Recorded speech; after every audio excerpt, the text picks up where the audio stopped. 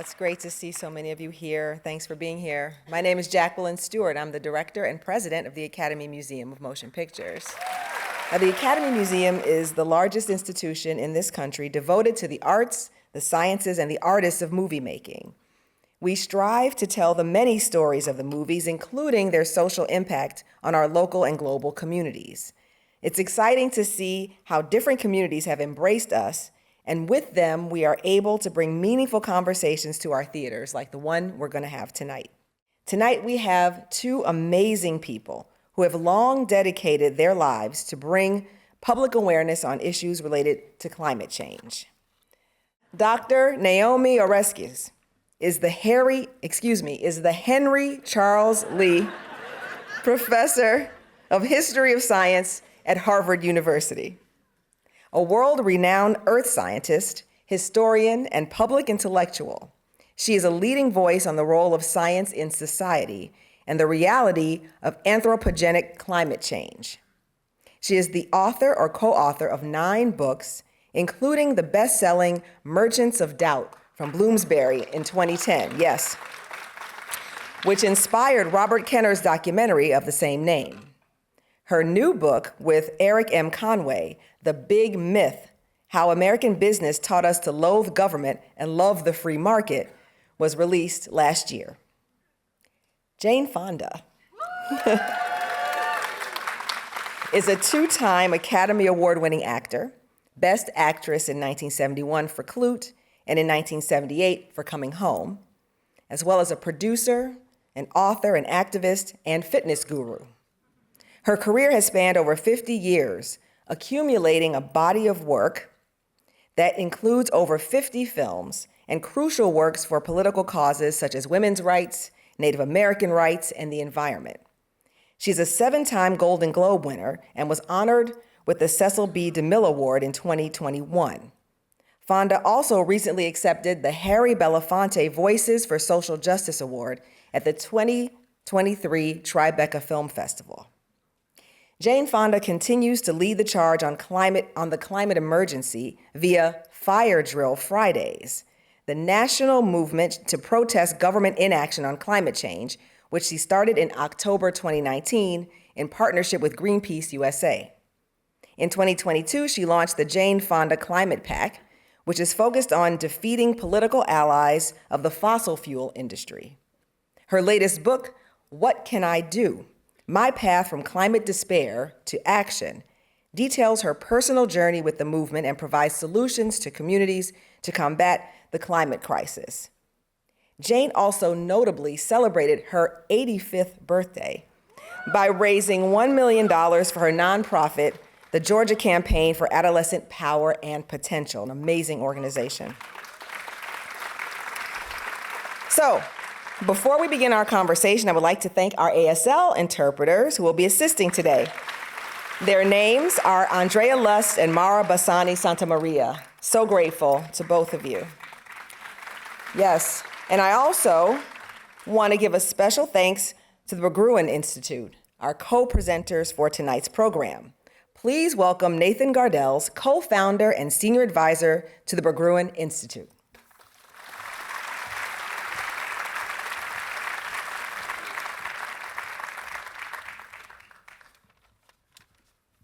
Thank you all. Welcome this evening.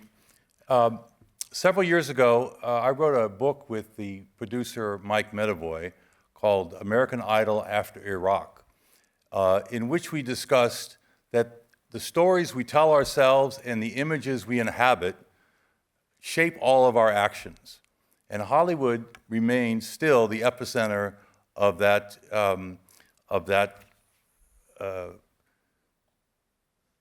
project, I guess I would say. Now, in the age of artificial intelligence and climate change and synthetic biology, nothing is more important than getting the story right. What's fact, what's fiction?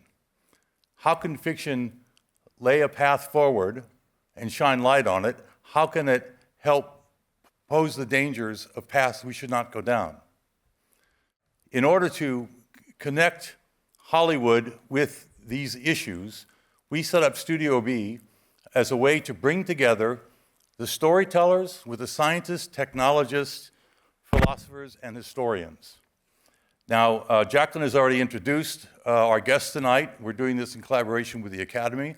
I would just add one more thing to Jane Fonda's bio. Having known her for 40 years, one thing I can say is that she always walks the talk. She is always out there on the front line as much as she's in front of the camera. So let's welcome Jane and Naomi. You're a scientist. I'm kind of in awe of you. I admire you so much. Let's start off. I'd like you to say what you think are the most important things that people need to know about the climate crisis. Well, thank you. And I'm in awe of you too. So this is a mutual admiration thing. Okay. So I'd say three things. First of all, we have known the scientific facts about climate change for a long, long time, more than half a century. The science is not in dispute, period. The second thing is that the fossil fuel industry has known about it for just about as long, and they have lied to us. And they have acted to block action, knowing that it would threaten their profits. And the third thing is that they're still lying to us today, and therefore we cannot expect them to be a partner in solving this problem because they have made it clear to us that they will not do that. I notice that when you answer questions, you look at me because you're conversational. I don't do that, but anyway. Well, I try to make eye contact with my question. students. Okay, go ahead. I have another question. It's interesting. Given what you know about that, that was a very short answer. You know, I recently rewatched Merchants of Doubt, which is on Amazon. You can see that. What do you think currently is our primary political opposition here? Well, I think it's essentially the same as it's always been. And this is the story that Eric Conway, who's here in the audience somewhere, Eric, shout out to you. This is the story that Is he your husband? No, he's my co-author. Well, I know he's your co-author. My but husband's your husband here too. is out there too. Yes, so shout out to my husband who Okay. we agreed today that my husband gets the Oscar for the best supporting husband.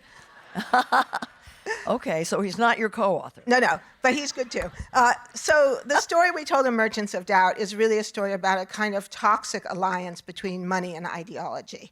So the money part is sort of obvious. The fossil fuel industry is the most profitable industry in the history of mankind, and they're pretty happy with their business model, and they don't want to change it. So they have been behind large-scale, sustained disinformation campaigns to confuse us about the science and block action. Mm-hmm. But this has worked in part because of the alliance they've made with ideological partners, people who don't necessarily have stock in ExxonMobil or Chevron or Shell, but who are committed to market fundamentalism, to the idea that free markets can solve our problems and the government shouldn't regulate the marketplace. And so what we showed in Merchants of Doubt was that that alliance made it possible for the fossil fuel industry to repackage their self-interest in a way that seemed principled. And a lot of people bought that story. Yeah. And in the new book, since you're giving me a moment to say a little more, I try to write long books and have short answers. In the new book, Eric and I pursue that a little bit further to say, well, where did that come from? Why do so many people buy into this idea that markets can solve all our problems when history shows that that's clearly false? And so the new book tries to answer that question. Can you answer it yourself in a sentence? Yes. People believe it because that's what we've been told for more than 100 years by powerful business interests in this company who have influenced film, influenced Hollywood, influenced television, influenced universities, and brought this argument into mainstream politics so that we've heard it so many times that many of us have thought it was true, even though it's not. Yeah, right. All right, my turn to ask you some questions. Okay. You sure? Okay, and it's okay if I look at you? You won't get embarrassed or shy? No, I answer looking out to the audience. Oh, well, that's good too. We want to persuade you. Well, there is that as We well. want to brainwash you tonight. Okay, I was told this was a conversation with Jane Fonda, but we can make it a conversation with Jane and 500 of our new best friends. Okay, so I'd like to ask you about your activism. Can you tell us a little bit about how and why you got involved in climate as an important issue? I'm going to just. That's not a trick question. No, I know that. I know that. I'm gonna start at the beginning. I was born in 1937 and in California. It's important to know there were only, for me anyway, there were only 2 billion people in the world. Okay, there are now 8 billion. That makes a big difference if you're a young girl who loves nature. My home life was very challenging. And so, like a lot of people who face the same thing, I found refuge outside in nature. And there was so much nature in California. There were no freeways. There was no smog. You could see Catalina every day. It was different. Morning doves and nightingales and meadowlarks. You could hear them every day. Nature was what mattered to me, and that's been true all my life. Every summer I spend in the Pacific swimming. I love nature. I'm happiest in nature, in forests. And, I think I have grandkids, and I think they don't know that it's unusual. There's something not normal to not hear bird songs anymore. It's not normal to drive fast on a freeway and not have insects splattering on your windshield, right? Yeah. It's not normal that the ocean was 101 degrees Fahrenheit off of Miami last year. It's not normal that children who never smoked in the global south are being admitted to hospitals with black lung disease. Things aren't normal. And when I returned to California later in life, I had a child. The child got asthma. Lifeguards were dying from cancer. My son, I think, was 4 or 5 before he realized that there were mountains around Los Angeles. You couldn't see them. So I was always an environmentalist. If I was asked to go and speak at a protest or something, I always did that. But about 5 years ago, it was 112 in Los Angeles. The sky, remember, with all the wildfires, kind of orange-brown, apocalyptic. I heard that birds were falling dead out of the sky over Arizona and New Mexico from dehydration and lack of food because of the wildfires. And I just crawled into bed and went down a rabbit hole of despair. And it was right before Labor Day, and I was supposed to go to Big Sur with a couple of girlfriends. And as I was walking out the door, the mailman arrived with a manuscript. It was a manuscript of Naomi Klein's book, On Fire. My life is full of these kind of, what do you call them, coincidences? Moments. I once heard that coincidences are God's way of staying anonymous. I like that. So I got to Big Sur, and I sat down and I read Naomi's book, and I closed the book and I got on the phone with Annie Leonard, who at that time was running Greenpeace, and I said, okay, I want to move to. I'm going to leave here and go to Washington, get out of my comfort zone, as Greta Thunberg says we have to do, and raise a ruckus. And what came of that was Fire Drill Fridays. And our goal was we weren't aiming our weekly rallies and civil disobedience on the government. We knew that about 50% of Americans are really alarmed about the climate. About 70% are concerned. 30% say that they would engage in civil disobedience and risk arrest. And when asked why they don't, they say, well, because nobody asked us. And so Fire Drill Friday was aimed at the great unasked. And I turned 82 in jail during that time, and I knew. I think there's a country and western song in that. I turned 82 in prison. Good idea. We were trying to get the people all around the country who had never been to a rally but were worried to come. And I figured, if I'm an old lady in jail, they're going to say, well, if she can do it, I can do it. And they did. They came. Thousands. It started off small. It ended up with thousands of people. And they came from all over, mostly women, mostly with gray hair. And they'd never been to rallies, and it was wonderful.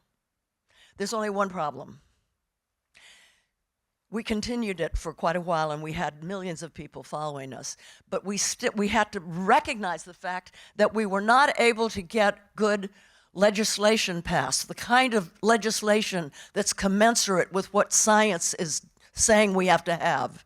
Why? Because so many elected officials, Democrats as well as Republicans, take money from the fossil fuel industry, and they block any good legislation that's going to really do something.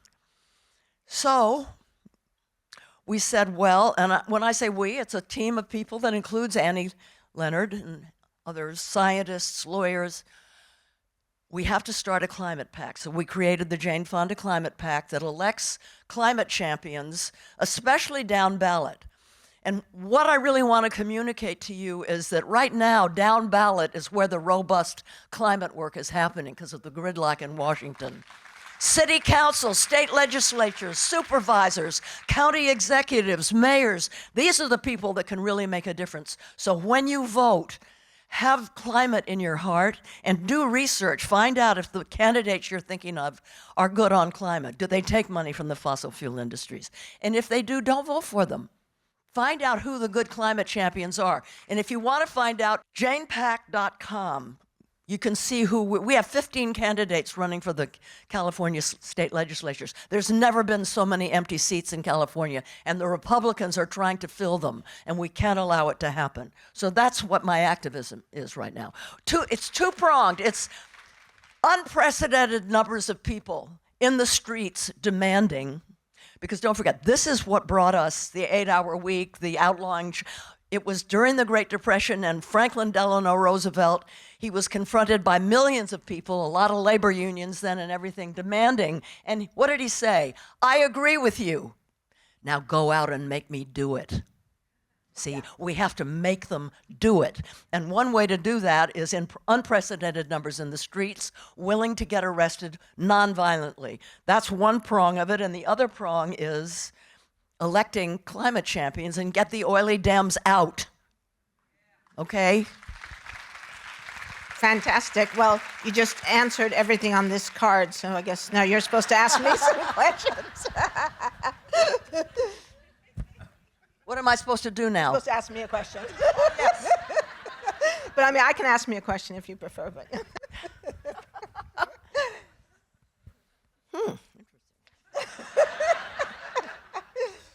Well, let's talk about divestment. Yeah, you're an expert on that. Well, so I love what you just said, and I think you and I completely agree. There's a sort of an inside game, which is trying to change what goes on in Washington. Yeah. There's the outside game, which is being out in the street, and then there's also the financial piece. And so this is something that I've been interested in, how we sustain the fossil fuel industry in part through our investments. And so I've been involved in the university divestment or disinvestment movement to say, part of the reason why the fossil fuel industry continues is because investors continue to invest in it, pension funds, university endowments, foundations, progressive foundations, even environmental groups, endowments are invested in fossil fuels. And so we've been working to change that. Okay, I'm losing my card, sorry.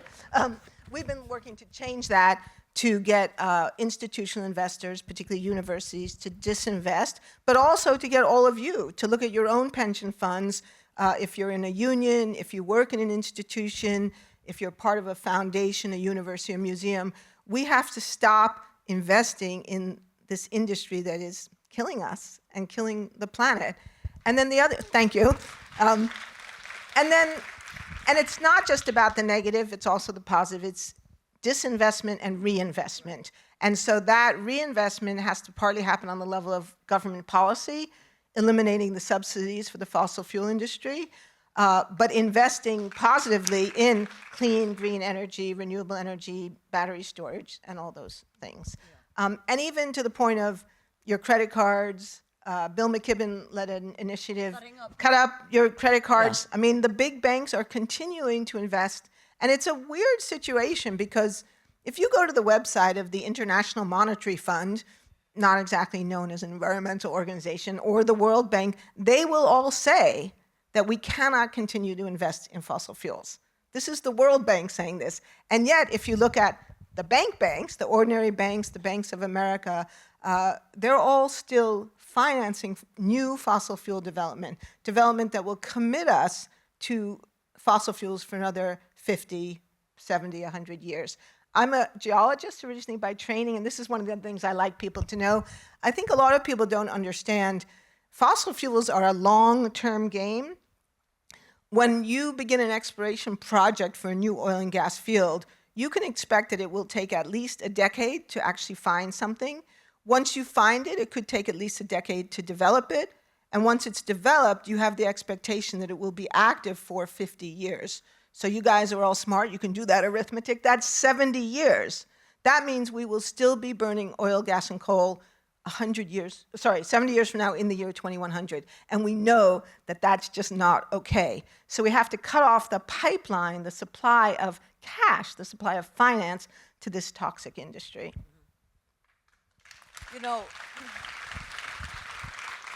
I had cancer recently, and I was hoping my hair would fall out because I wanted to tattoo. All of this real estate would have suddenly become available, and I wanted to tattoo climate emergency, wake up. And then I found out that the cancer community wouldn't like that because they don't want to be associated with other causes, like the climate crisis is another cause. And so I did some research. The medical pension funds like Mayo and Kaiser and all that, $4.9 billion invested in fossil fuels, okay? And their Hippocratic oath, do no harm. I don't know if any of you are doctors or nurses out there, but do something about this. We have to get the medical industry out of fossil fuels. Yeah. Yeah. So I have a question also for you. I think that we have to remove the social license of the fossil fuel industry the way we did for tobacco. I mean, you wouldn't brag about dating a guy who ran tobacco companies, would you? And and the same is true for don't sleep with anybody that's involved. I'm trying to launch a pussy boycott. That's a new angle. Well, yeah. And we knew that. We know women have done that in the past during the abolition movement, right? The Greeks, Lisa Strata, yep. right? Yeah, right, yeah. Exactly. I like that. We'll add that to our list of asks. Yeah. These people are killing us. They're killing the planet, and they don't care about people. I spent 3 weeks in shall I talk about that? Yeah, No, why don't you? I'll do it real briefly. Yeah, no, don't. I'm making a documentary in Texas and Louisiana with Greenpeace called Gaslit about the toll that gas and oil is taking in these states and especially along the Gulf. Liquefied natural gas, LNG, it's being exported to countries who have outlawed fracking in their own country, but we're fracking like crazy in Texas and Mexico, and it's New Mexico, and it's being exported. The largest LNG company is called Venture Global, and one of the executives was quoted saying, "We like hurricanes. They're our friends. They help us get rid of people." I mean, these are bad people. In California, people are dying. There's 3 million Californians that live next to oil wells in communities where people are dying, where kids have nosebleeds so bad they have to sleep sitting up, where they get seizures, and they're not rich people.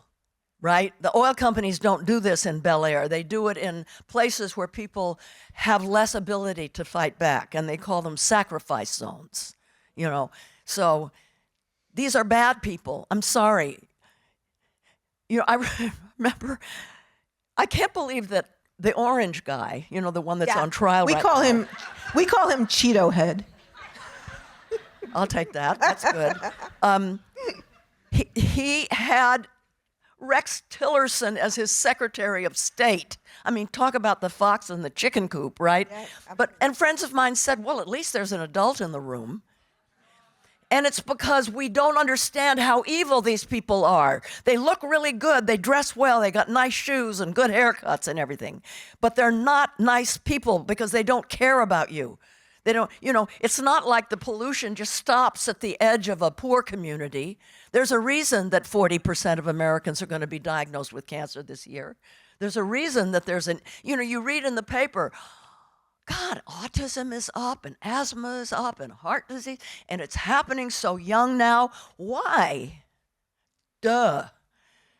Yeah. How did you put it earlier? We live in a soup of Oh, a soup of toxic chemicals, right? And then we act surprised when there's side effects. Yeah. Well, this brings us to something that we both said we wanted to talk about tonight, which is storytelling. And so here we are at this amazing Academy Museum in Los Angeles, the heart of American storytelling. And so there's so many aspects of this, but one thing I wanted to highlight was the fossil fuel industry actually has been incredibly effective at their storytelling, right? They want to tell us a story where they're the good guys. They supply energy. They care about energy poverty. They're researching algae biofuels. But it's a lie. It's a big lie because A, we know that their research in algae biofuels is this tiny, tiny, tiny sliver of their activities, and they're not the good guys.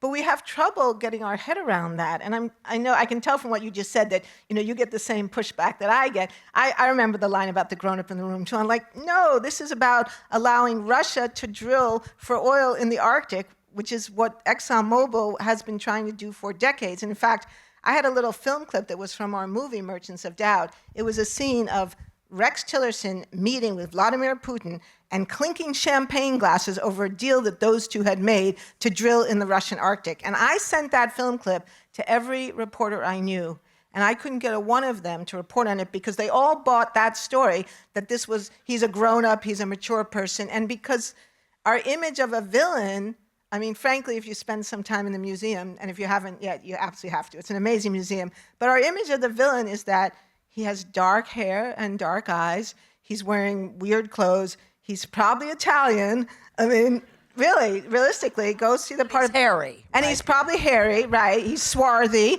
And the idea that, blonde-haired, tall, blue eye, it might be short also. So we have a visual image of what a villain looks like, and it's not Rex Tillerson. But frankly, I mean, Hollywood, it needs to be. We need to get our head around the story that these people have lied to us, they have poisoned us, and as you said, they do not care about our safety or well-being. Yeah. But so go ahead. Do you want to respond to that? Yeah. This is just to add to the we don't care. In Texas, there's a huge area that overlaps into New Mexico called the Permian Basin, which is where they discovered in the shale beds deep underground, there was a lot of gas. And so they started fracking, which is really damaging because you send explosives and chemicals and water, which is precious. Texas is running out of water. And this comes up methane. And I was there. There were huge tanks that contain methane. This is all speaking to the issue of how bad they are and that they don't care. You look at the tanks and it looks fine. What's the problem? Nice blue sky. And then this activist named Sharon Wilson, she has a thermal camera that allows you to see things that are naked, that the naked eye, I wish they were naked, the naked eye doesn't see. And so everything looks fine. I look through her camera. I burst into tears. Billowing clouds hundreds of feet high of methane. Now, methane is more damaging to human health and to the environment in the short term, 20 years, than carbon dioxide. Some scientists say 80% more damaging. It is really bad. It's 80 times more damaging, not 80%. 80 times more damaging. Yeah. Can you travel with me? Yeah. Anytime. You just say the word and I'm there. These guys, this activist who goes there a lot to film this stuff, because, by the way, this isn't leaks. Okay, this is deliberately releasing methane so that the tanks won't explode because pressure builds up and the gauge at the top has to be open and stuff has to be released. And they're not regulated. Guys go up and open these gauges by hand. Oftentimes, the wind blows the stuff in their face and they drop dead right there on the ground. Now, here's what's important. The International Energy Agency, which works with the fossil fuel industry, says that, 2 years ago, the fossil fuel industry had $4.2, I think, trillion of profit. International Energy Agency says if they spent only 3% of that with existing technology, they could prevent 75% of the pollution. And they don't do it. They don't do it partly because they don't care, and they don't do it because it costs money, and it's not mandatory. Right. I say that's the key thing. They don't do it because they don't have to. And that's where the whole role of government comes in, is that the idea that we could somehow trust these companies to do the right thing. History proves that that's just not true. I mean, maybe occasionally we can find a socially responsible company. There are a few in the world, but most companies won't protect the environment, won't protect their workers until they're forced to. And that was, you mentioned the New Deal. That was the lesson of the New Deal. That's the lesson of the Great Society, and that's the lesson of what we're seeing today. Right. But let me ask, storytelling. Yeah, exactly. I was just going to say, you're on the exact same way. You know, people aren't changed by facts and data. They're changed by how you make them feel.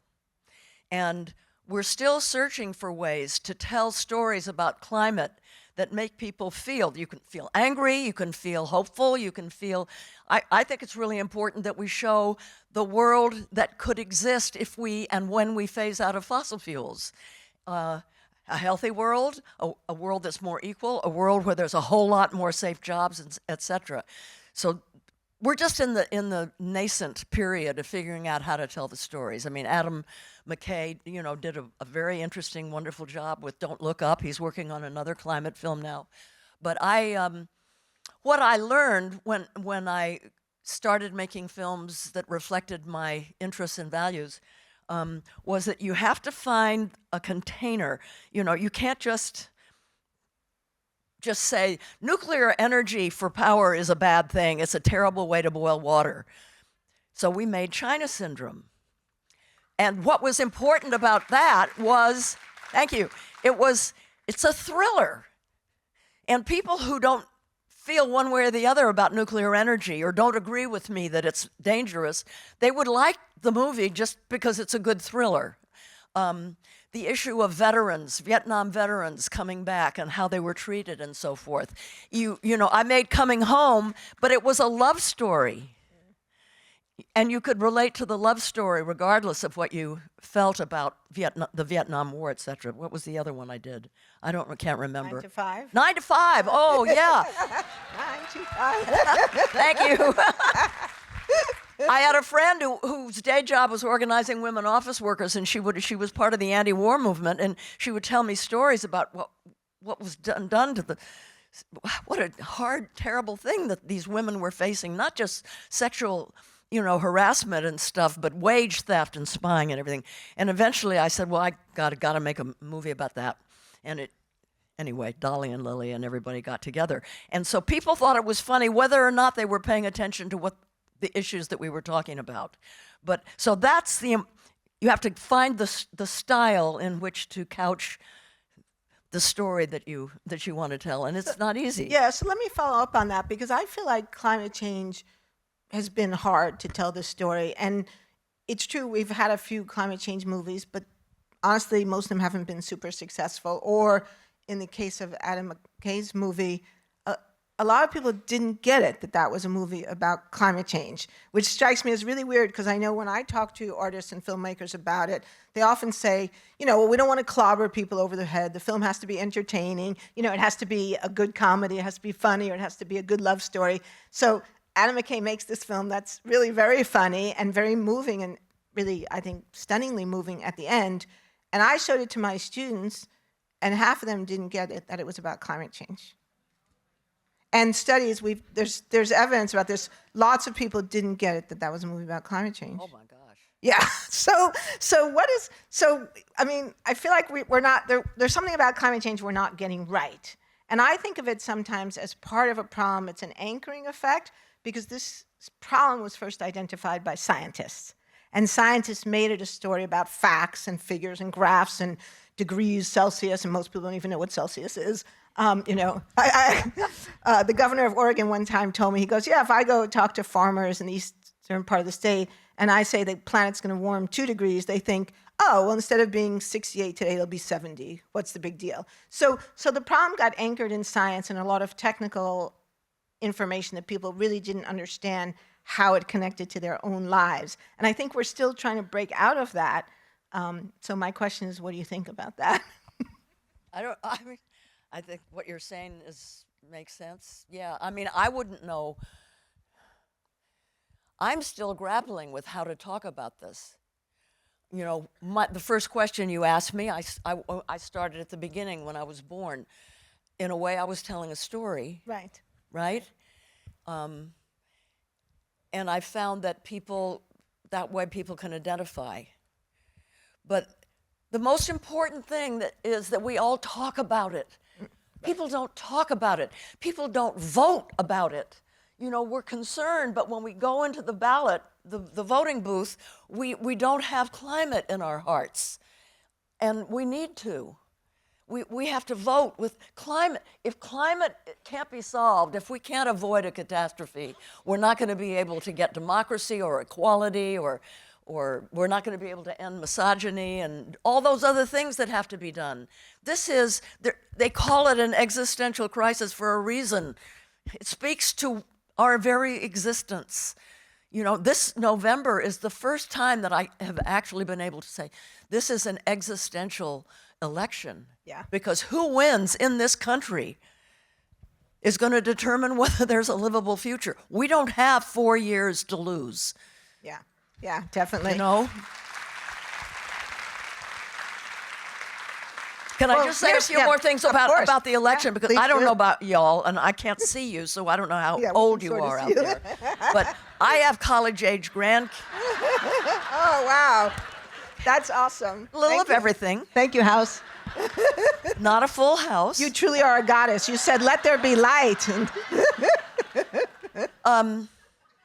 I have a couple of grandkids in college, and I think they're going to sit it out because of Gaza, because, you know, I told my granddaughter, I said, if we don't reelect Joe Biden, and I'm furious with Joe Biden, but I'm going to do everything I can this year to get him reelected, because he provides us with a platform, a context in which we can fight. We can pressure him. He can be pressured. The orange guy, there's no fighting and there's no pressuring. It's fascism. So my granddaughter says to me, we already have fascism. No, we don't. Yes. It means she doesn't understand what fascism is. Correct. You know, we'd both, well, anyway. Yeah. No, that's right. And studies show a lot of people don't want to talk about climate change, or they don't want to talk about politics because it's divisive, it's difficult. And it is difficult, but we have to sometimes do difficult things. And we also have to not be lazy. I mean, I'm a college professor, so I can say that. You have to do your homework, right? I can tell you to do the reading. But it's really about that, isn't it? Yeah, it really is. You know, what it was in the Naomi Klein book that got me to move out of my comfort zone was partly the way she talked about the science. I will have to admit, I was an environmentalist. I was concerned about what was happening, but I hadn't really read the science. When she made clear to me what the science was saying, it's like homework. Yeah. Okay, we have to cut our emissions in half by the end of this decade. We have to stop all new fossil fuel. If it's in the ground, leave it there. You know, if you're in a hole, stop digging. And then we have to begin gradually, not turning off the spigot all at once, right? Gradually phasing out. So by the middle of the century, we'll be done with fossil fuels, right? Yeah. That's what we have to do. Yeah. And there's not a lot of time. So here's an idea. I've thought a little bit about this question of what is the story we have to tell. And I think we have to figure out what the love story is. Because, so in our new book, Eric Conway and I asked the questions, why did so many people buy into this argument that markets could solve our problems? And one of the chapters is called A Love Story About Capitalism. And it's about Ronald Reagan. And if you think about it, Ronald Reagan was an amazing communicator. Whether you agree with him, fabulous communicator, right? And so what did he do? What story did he tell? He told a love story about capitalism, about how wonderful capitalism was, how great it was, how it created opportunities, how we could build the lives we wanted by just rolling up our sleeves and working hard and being entrepreneurial, and we didn't need government to help us. But that story, although it was attractive, it was a lie. And so we need to now figure out, what is the love story that we can tell? Is it about protecting the planet? Is it about protecting beautiful things, places we love? Is it about opportunity? Is it about equality? There are many things to love about America, about this country, and about this planet. But I think part of the challenge we have in the climate space is that people see it as a negative story. It's all bad news, it's gloom and doom. You said yourself you felt despair. And when people are depressed, they're not motivated to act. And so, yeah, thank you. So But no, don't applaud that. Wait, what do you mean don't applaud? No, because I think you should applaud. No, Greta Thunberg. Greta Thunberg said everybody goes looking for hope. No, I'm not. No. Look for, this is, again, I'm quoting Greta, don't look for hope, look for action. Yeah. And hope will come. Yeah. No, I'm not saying the hope thing is weird, and I'm not. No, it's for me. So for me, it's about I want people to be angry, and then I want them to turn the anger into action. Yeah. Action is what we need. Right. But how do we get action? I don't think you get action just telling people about 2 degrees C. I think you get action by making it clear to people what's at stake. Well, I'll tell you a story. When the second Fire Drill Friday in D.C., it was October 2019, and I don't even remember what the topic was that time, but there was a young working class girl, she was about 21, who said that she and her friends were so despairing, but that what the Green New Deal was what they clung to, and that they would walk around town saying, if the Green New Deal passed, that gas station would become a garden. If the Green New Deal passed, this toxic dump would become a field of what, you know what I mean? They had a vision of what the world they were fighting for was going to look like. And they felt that the Green New Deal was the way there, and it kept them hopeful. Is that the kind of love story you mean? I think so, yeah. Or at least that's an example. I mean, I think this is what we need to be thinking about. Yeah. And especially if there are filmmakers in the audience, storytellers, to really be thinking, what is the positive story that we're working for? Not about hope in some like airy-fairy way, but about what are we working for, right? Not just what we're working against. We know what we're working against, but what are we working for? And it's a healthy environment, it's equal opportunity, it's energy that's available to all people and doesn't sacrifice, communities of color in the Gulf Coast, those sorts of It's things. kind of like a no-brainer, I think. Well, it kind of is, right? Like, because- I know, healthy cities, green places. And right. and localized sources of energy. I Yeah, mean, absolutely. If we did this right, communities would have their own, they wouldn't be relying on these power lines and PG&E or whatever they're called. Anyway. And what would that mean? It would mean there was democracy finally in the energy space, number one. Number two, way less vulnerable to terrorism, way less vulnerable to storms. It would be there, and you would all own it, and you'd control it in your community. I mean, what a great way to get energy, right? Right. So there is a positive vision, Yeah. but it's been hard to articulate because we've been bombarded with this story that tells us there's no alternative, it has to be this way. And so part of the challenge, I think, for us is to say there are alternatives, and we can begin to imagine those alternatives. Yeah. And we have examples already where they work, right? We have energy cooperatives. Part of the reason I think the New Deal, the Green New Deal is powerful as a metaphor is because we had the original New Deal, and it worked. Yeah. And it made this country better for workers, for children, for the elderly. It solved a lot of problems, and it was successful. And of course, that's why Franklin Roosevelt's enemies hated him, and that's why he said, "I welcome their hatred." I love that. An The amazing only line, time I ever saw twice I saw my father cry. One was at the end of his life, but one, I was about 5, and he was standing in his garden. He didn't know I could see him, and he was leaning on a hoe, and he was crying. And later I discovered it was because Roosevelt died. Oh, goodness. Yeah. Wow. That's a very And moving yet I image. married 3 men whose fathers hated Roosevelt. Okay, you're not perfect. All right, well, I'm not, the lighting, the cue things are confusing, but I think we're probably about the point we should go to questions. Okay. Did you want to, was there Well, it's anything always else? good to have questions. Yeah, we want to have plenty of time for Yeah. questions from the audience. So do we have people in the audience with microphones? Yes, they're coming now. Okay, so this is your opportunity. There's someone right here with their hand up. Okay, and yeah, okay. Hi there. Thank you so much for being here and for all the work that you do. You spoke earlier about the dangers of methane, and one of the biggest contributors of that, obviously, is big agriculture. Can you please speak about what we can do about that? Does everyone just need to be vegan? Not me. Do you want- What? Yeah, I can speak to that. So animal agriculture is really important. About 40% of all greenhouse gas emissions come from either agriculture or land use changes, many of which are related to agriculture. So it's a very important part of the picture in the story.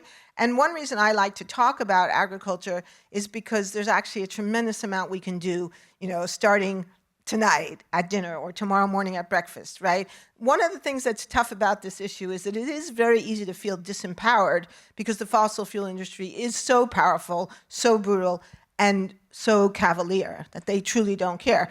Big ag are not better. They're just as bad, but you have a lot more agency. I mean, I always like to say I can change my light bulbs, but by myself I can't change my electricity grid.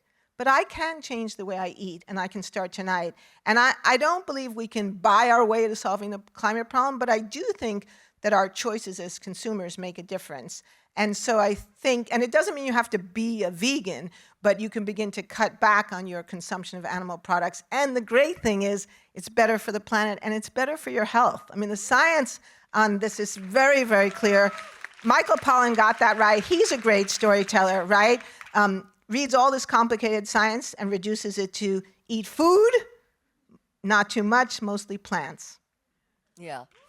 And beyond that, because of agribusiness, we're not farming the right way. The way you're supposed to farm, and my father made a movie about that, Grapes of Wrath. One of the reasons that the dust storm happened was because people were starting to till, tearing up the grasses and plants that had long roots that held the soil in place, and there was the massive dust storm. It's called regenerative agriculture. Right.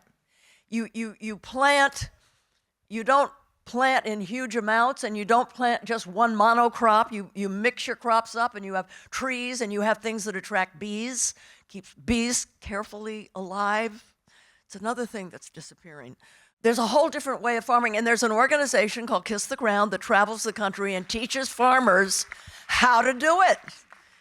They don't just talk about it, they're teaching farmers how to do it. And if you haven't seen two documentaries, one called Kiss the Ground, I think, and one called Common Ground, and they're absolutely wonderful, and they show very clearly how the way we're farming right now is bad for the world and bad for the climate, and how it can be changed. Yeah, and it's not rocket science. And I can't help but jump in on Grapes of Wrath. I mean, if you have not seen Grapes of Wrath, you absolutely have to watch this.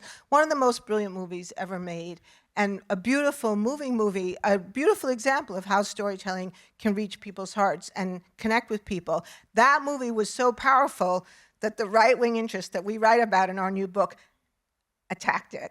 And we have this wonderful story in the book where after World War II, the president of the Academy, who came out of the US Chamber of Commerce, made a speech. Eric found this amazing. He made a speech in which he said to people in Hollywood, "We will have no more Grapes of Wrath." All right, we should take another question. Oh, wow, lots of questions. How about this gentleman here in a red jacket or red something? Hi, thank you so much. The last time I saw you, Jane, was at the Hollywood Climate Summit, which I co-founded, and I really appreciate all the activism that you're doing within the cultural sector. A lot of people don't know that to make one movie like Star Wars or Avatar, the amount of carbon tons equals to 11 trips to the moon in terms of the fossil that it takes.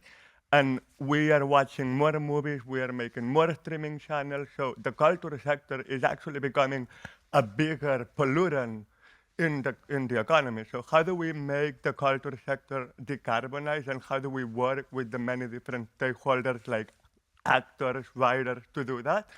And in terms of climate storytelling, there is less than 3% of climate keywords. I know you know Good Energy, which is a nonprofit that was founded here at the Academy Museum, and they are working with a lot of screenwriters, because there is a big writer's block, but they don't want to talk about fossil fuels. So how do we connect the decarbonization and the climate storytelling, and we make executives in the entertainment industry care more about this for the bottom line of the industry?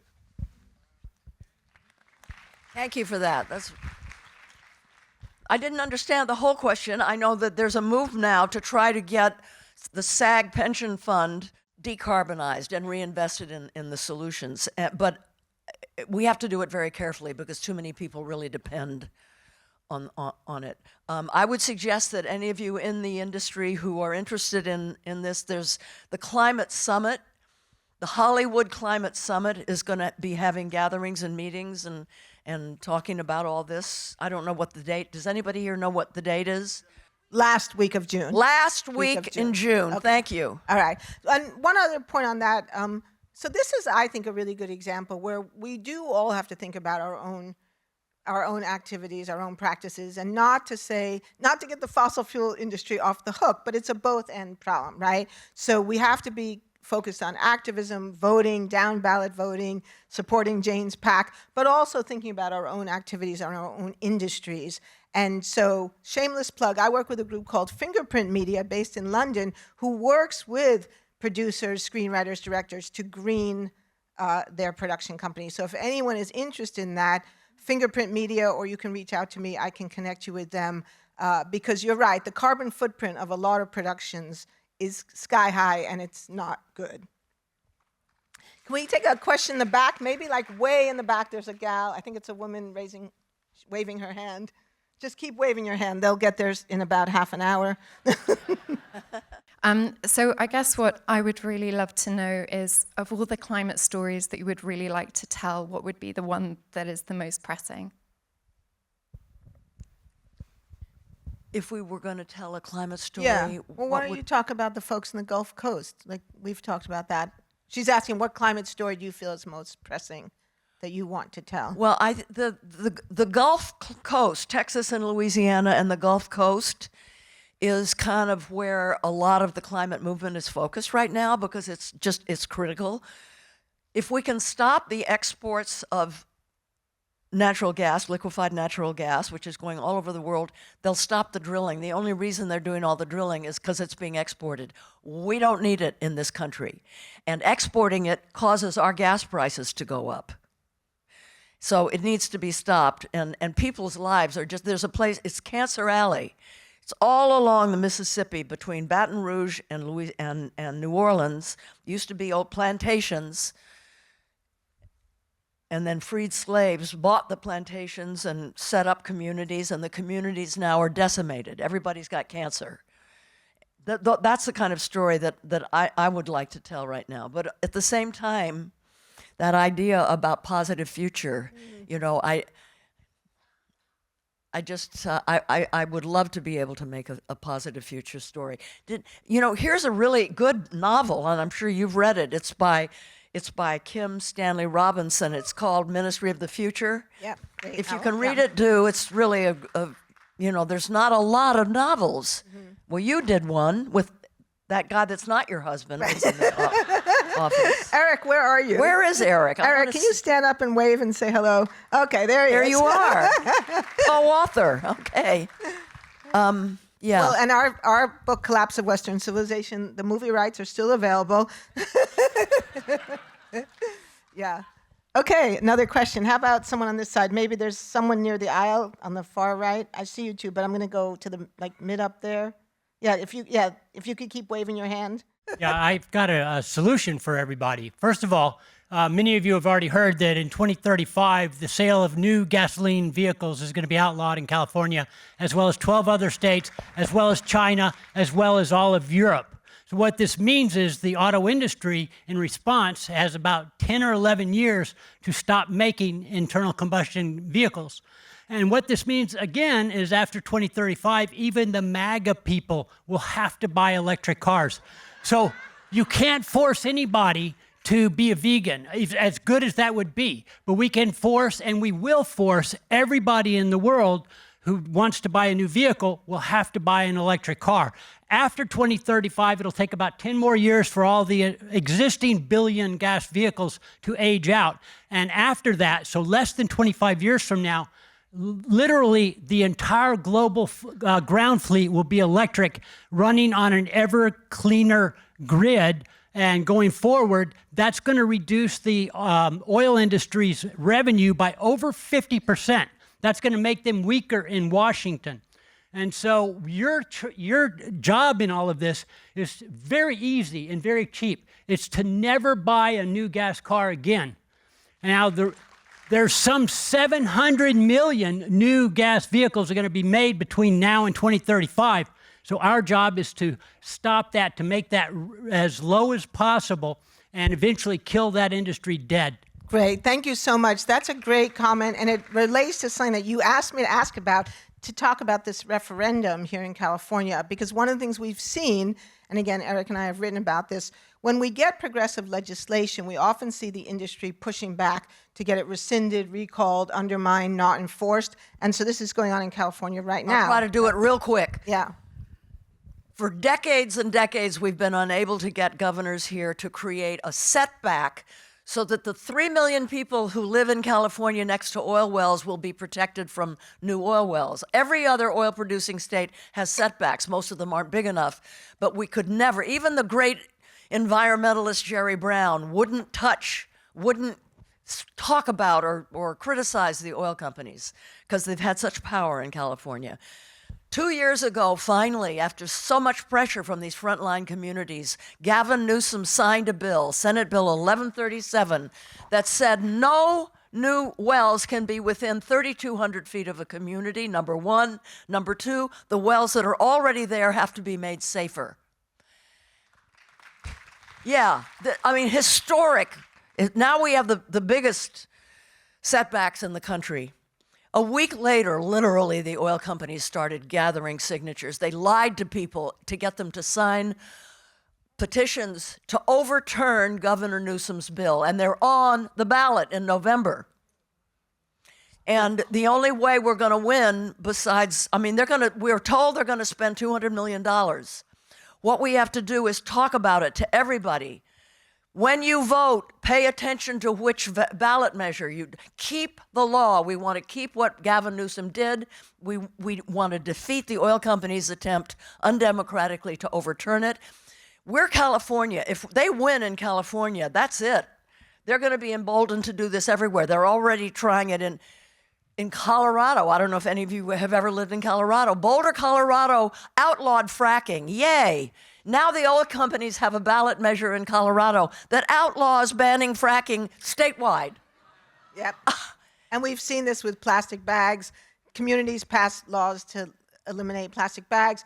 Industry tries to get a referendum to rescind it. So this is super important to talk to your neighbors and friends about it, because often the referenda can be confusing, the language is often confusing, or people just don't even know it's happening. So really, really important to talk to all your friends, families, colleagues, parents, children.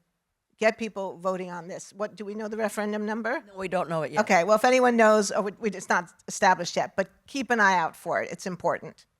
Okay, how about over on this side of the room? We have so many anxious people. Okay, there's a woman there who's going to explode if we don't call on her. So keep waving your hand. She has blonde hair. She's wearing a cute top. She's wearing a bra. I wasn't going to say that, but it's, Hi everyone. Hi, Jane. Hi. My name is Lucy Sarter. I'm 23. I'm from Cancer Alley, Louisiana.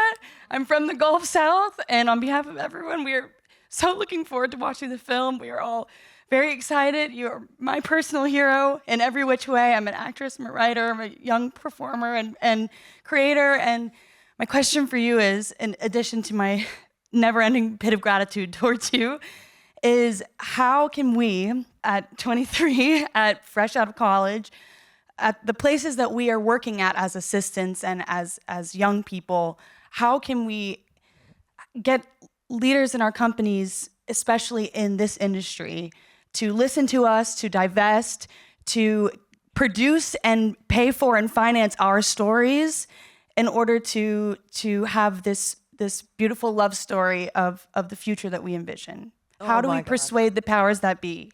Yeah, you need to come to the Hollywood Climate Summit. Yeah, because you're just the kind of person that needs to be there, so that you'll have a whole lot of people around you that are thinking the same way and trying to do the same things. It's hard. And it's good to have a movement behind you and a group behind you. Hi, I'm an activist and I'm trying to get people to protect the forests in Ventura County. And one of my biggest problems is getting back up when people say negative comments. So my question was... When people say what? Sorry? Negative comments. Oh. So my question is, how do you get back up when somebody says something mean that can put you down? I love you. Well, I've had a lot of negative comments made.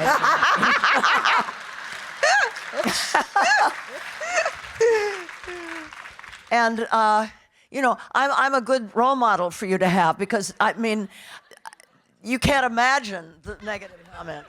And I just outlasted them. You know,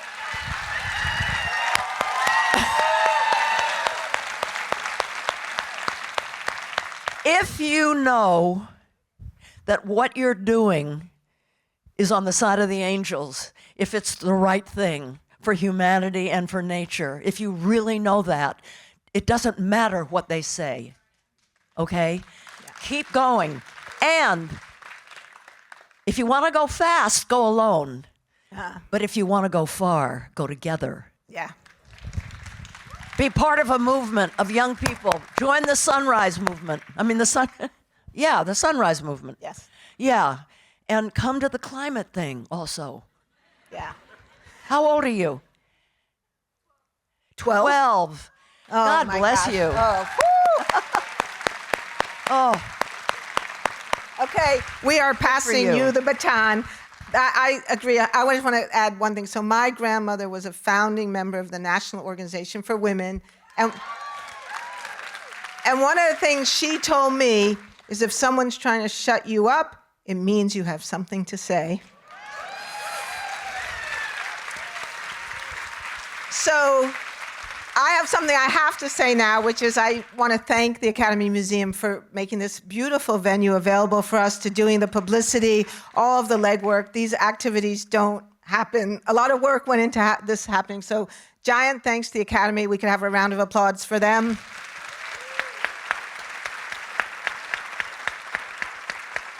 Giant thanks to the Berggruen Institute who conceptualized this, working with people at the Academy. So big round of applause for them.